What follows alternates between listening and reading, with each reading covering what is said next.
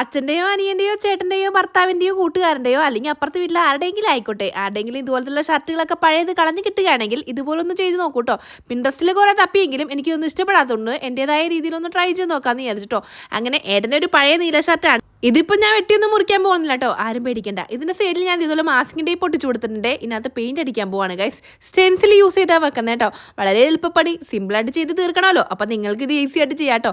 ഇതുപോലെ വെച്ചിട്ട് ഒന്ന് പെയിൻറ്റ് അടിക്കുമ്പോൾ ഭയങ്കര നല്ല അടിപൊളി ഒരു സാറ്റിസ്ഫാക്ഷൻ ആണ് കേട്ടോ. ഇതിങ്ങനെ പൊക്കി അങ്ങനെ എടുക്കുമ്പോൾ അങ്ങനെ ഇത് മുഴുവൻ അടിച്ചു കൊടുക്കണം കേട്ടോ. ഡാർക്കായിട്ട് വെള്ളം കൊടുത്തിട്ട് പിന്നെ ലൈറ്റായിട്ട് കുറച്ച് വെള്ളം കൂടി ചേർത്തിട്ട് ഒന്ന് അതിൻ്റെ മുകളിൽ ഇതുപോലെ ഒന്ന് ചെറിയ ചെറിയ വേറെ പൂക്കൾ വെച്ച് കൊടുക്കണം കേട്ടോ.